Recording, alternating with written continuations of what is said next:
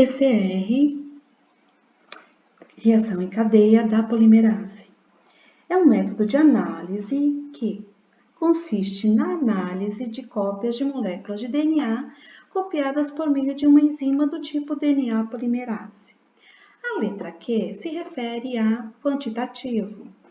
RT, Q, PCR é quando a amplificação ocorre a partir de um RNA, por exemplo, em um vírus, que necessita ser primeiro transcrito para o DNA e que depois é que será amplificado pelo PCR. A técnica consiste em 3 etapas: a desnaturação do molde de DNA, a temperatura de 95 graus Celsius, ocorre a abertura da dupla fita e quando a temperatura começa a diminuir, nós temos o anelamento dos oligonucleotídeos complementares à região a ser amplificada. Na terceira etapa, é a extensão, é a síntese das novas moléculas de DNA a partir da extremidade 3OH, de que cada um dos pares de oligonucleotídeos que foram formados com o DNA polimerase usada na reação.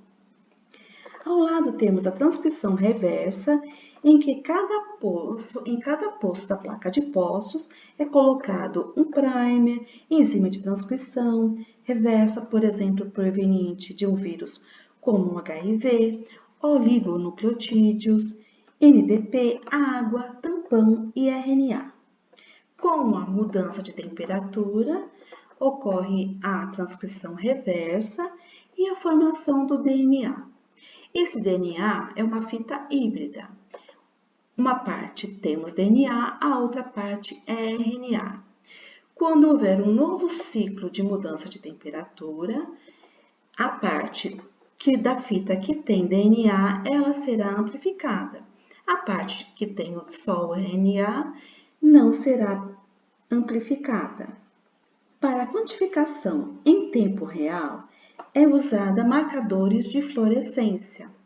Então, temos marcadores de fluorescência específicos e inespecíficos para quantificar as cópias do amplicon. Em A, nós temos marcador de fluorescência inespecífico. Ele fluoresce para todo o DNA que estiver em dupla fita. Então, se houver contaminação de outro DNA, ele vai ser quantificado também. E um B, nós temos marcador específico com probe, que nós teremos um quencher e um tacker, que emite fluorescência. O quencher, ele inibe a fluorescência e durante a extensão, nós teremos o distanciamento do TAC e do quencher com a emissão da fluorescência, que será detectada e quantificada em um computador que nós teremos acoplado ao PCR. Aqui nós temos um exemplo de um gráfico de um computador, sendo que aqui nós temos a intensidade de fluorescência pelos números de ciclos. Em um computador com as amostras normais, nós teríamos até 96 linhas aqui de amostras, porque em cada amostra nós podemos ter até 96 poços, então, em cada placa. Então, portanto, nós teremos até 96 amostras. Mas, para exemplificar, aqui nós colocamos só 2 amostras. Reparem que, por exemplo, no limite de detecção, que é quando as amostras começam a fazer a fase exponencial, por exemplo, nesse limite de detecção, teremos 1 milhão de cópias. A amostra 1, no ciclo 18, alcançou esse limite. E a amostra 2, somente no ciclo 22, é que alcançou esse 1 milhão de cópias. Então, isso denota que a amostra 1 tem uma maior quantidade de cópias por ciclo, que a amostra 2. Neste gráfico, nós também observamos, então, a fase exponencial, a fase linear e o platô. Observe que, quando um experimento que vamos analisar, temos diferentes grupos com diferentes condições, é necessário escolher um gene de referência, que será diferente para cada experimento. Esse gene de referência não deve sofrer alterações durante o PCR e poderemos ter expressão semi-quantitativa dos ciclos para este grupo. A técnica de PCR em tempo real é utilizada para diversas finalidades. Uma delas é o diagnóstico de doenças. Iremos mostrar agora como que essa técnica é utilizada no diagnóstico de Covid-19. Com a ajuda do biomédico Matheus, iremos mostrar detalhadamente como esse processo é realizado nos laboratórios que realizam esse tipo de diagnóstico.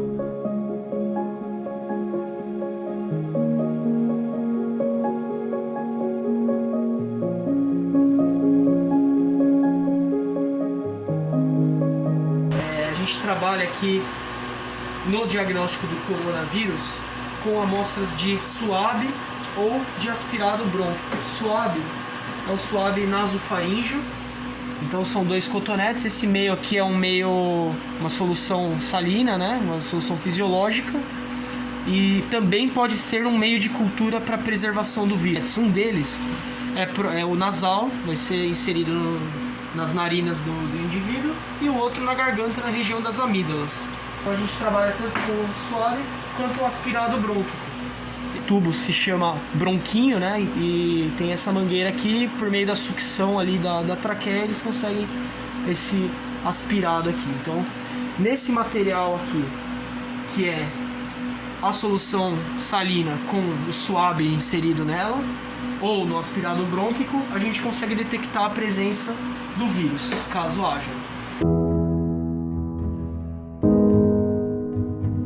Esse processo de inativação viral utiliza esse reagente aqui. Ele é um reagente de extração de RNA ou DNA que utiliza método de fervura. Então aqui dentro tem tampões, tem alguns reagentes químicos que degradam todas as membranas plasmáticas, barreiras fosfolipídicas, como é a do vírus. É um vírus envelopado, então uma vez que esse reagente entra em contato com a amostra e passa pelo processo de fervura, todas essas membranas são digeridas e o vírus passa a ser inativo. Ele não é mais um vírus ativo. Então, vou misturar 20 microlitros da amostra da solução fisiológica ou do bronquinho, do líquido que é coletado, nesses 20 microlitros do reagente. E aí eu desço para cá de novo, faço o processo de fervura e o RNA está extraído.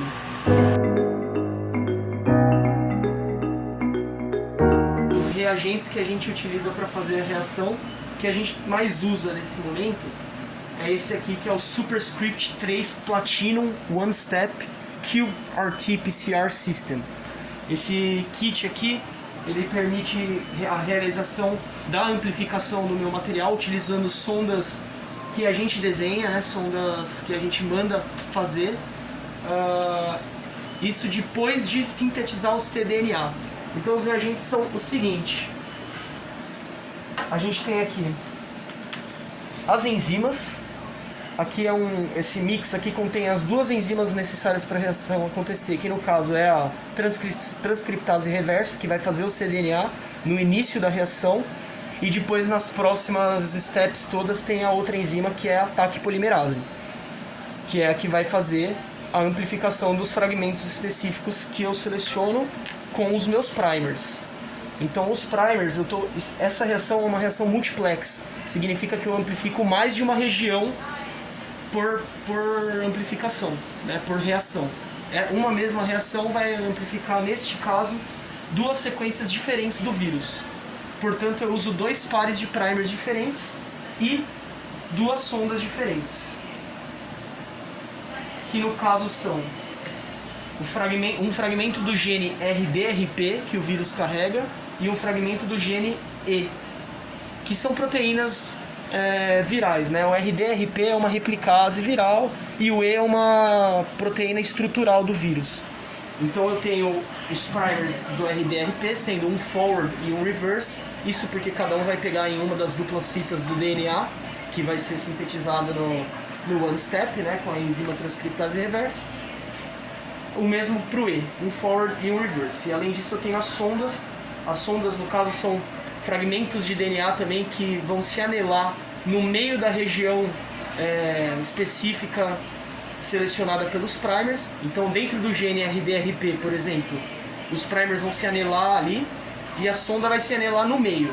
Essa sonda ela contém um fluoróforo, só que ela contém tanto um fluoróforo quanto uma molécula grudada nela que barra a fluorescência.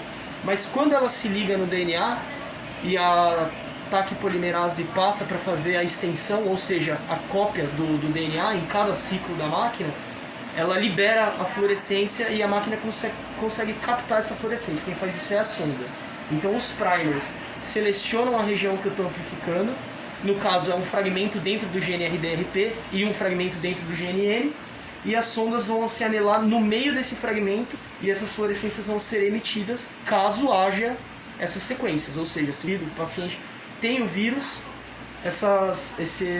os primers e as sondas vão se anelar, a TAC polimerase vai fazer a extensão e a amostra vai emitir uma fluorescência diferente para o RD e outra fluorescência também diferente para o E. Então, utilizando dois genes diferentes, eu aumento a minha capacidade de detectar. Por isso a gente faz uma reação multiplex, para aumentar a chance, diminuir a chance da gente liberar um falso negativo. Isso aqui é o ROX, ele é um outro fluoróforo para normalização das amostras. Na verdade ele não tem uma função técnica direta em relação à detecção, mas ele ajuda a normalizar os valores de expressão das amostras e ele fala para a máquina o que é a fluorescência específica do vírus, que provém de uma amplificação, e o que é ruído de fundo, que são fluorescências inespecíficas. E tem também aqui um mix de reação que na verdade são tampões DNTPs, que são nucleotídeos livres, que é a matéria-prima para a confecção das novas moléculas que estão sendo amplificadas, e detergentes, coisas para ativar as enzimas, a TAC polimerase, a transcriptase reversa, e fornecer para essas enzimas o material para que ela consiga construir as moléculas que elas têm que construir. Chegou a hora de montar a reação.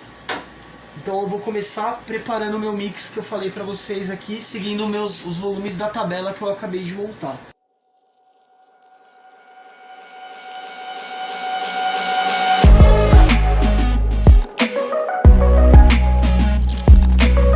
Está pronto o meu mix. Agora eu vou aplicar o meu mix nos tubos óticos.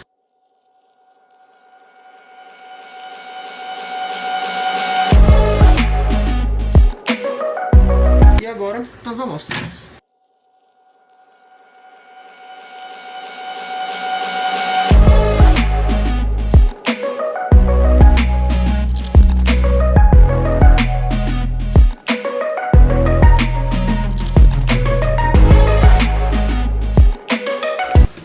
A reação está montada, eu vou dar um spin nessas amostras, ou seja, uma microcentrifugação, para poder puxar tudo para baixo, a amostra, os reagentes que eu misturei no mix, e misturar tudo isso.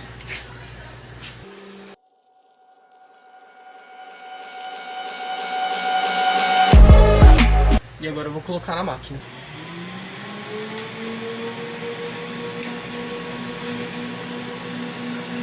Preciso trocar essa base que é para placas cheias e colocar os de strips individuais, que é isso aqui que eu estou usando, que é para poucas amostras.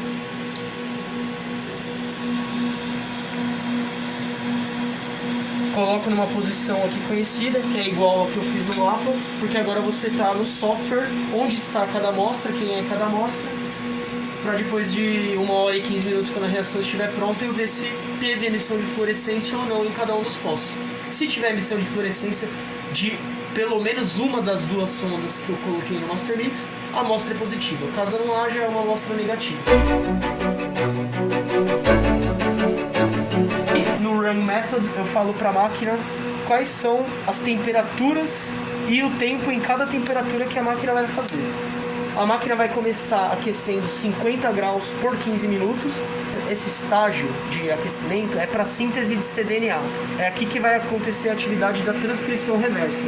Então 50 graus é a temperatura de atividade enzimática da transcrição reversa, 15 minutos é o tempo necessário para que ela consiga sintetizar todo o cDNA complementar ao RNA que a gente extraiu, eventualmente contendo o RNA viral. Aí depois a máquina vai aquecer 95 graus por 2 minutos. Esse aqui é só uma temperatura de denaturação do DNA que foi formado.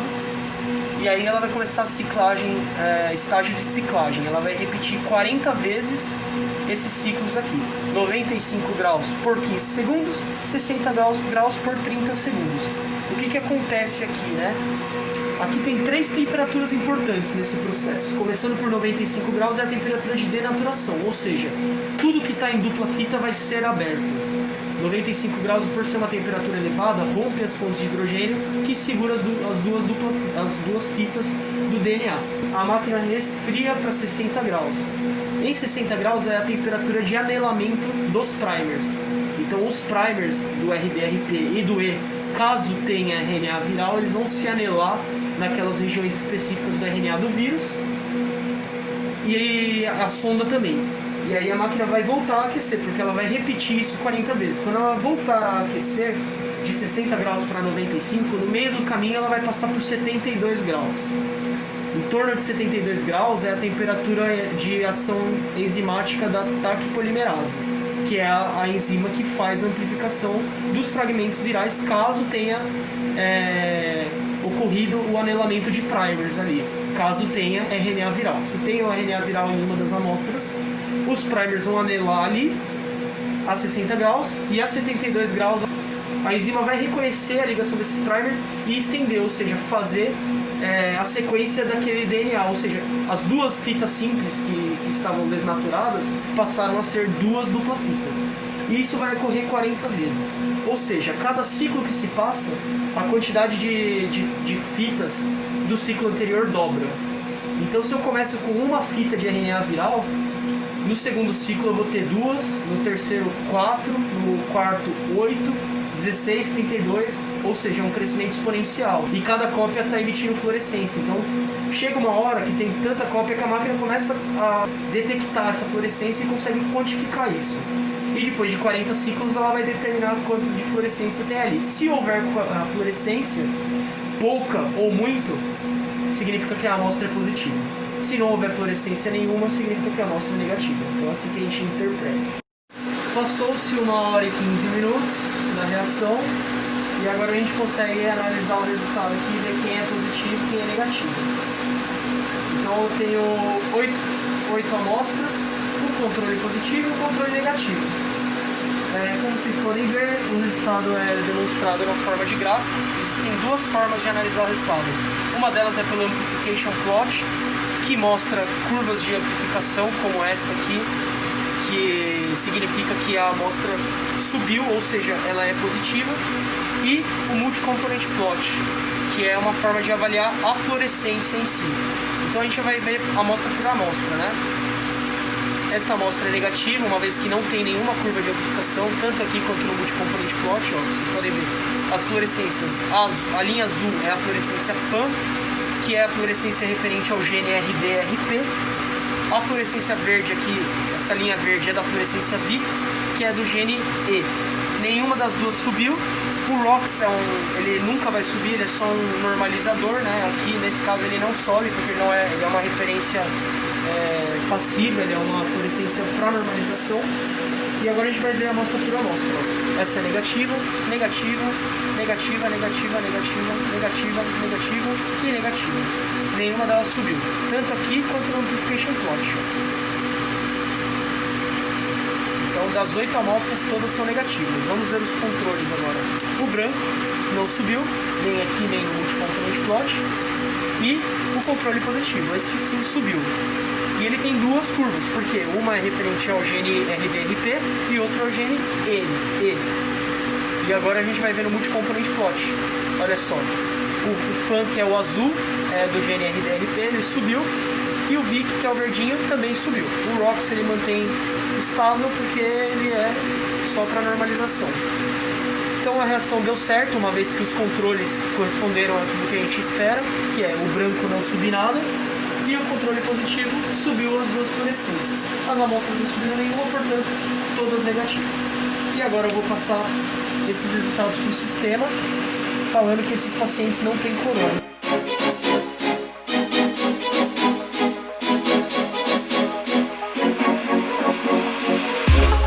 Give me something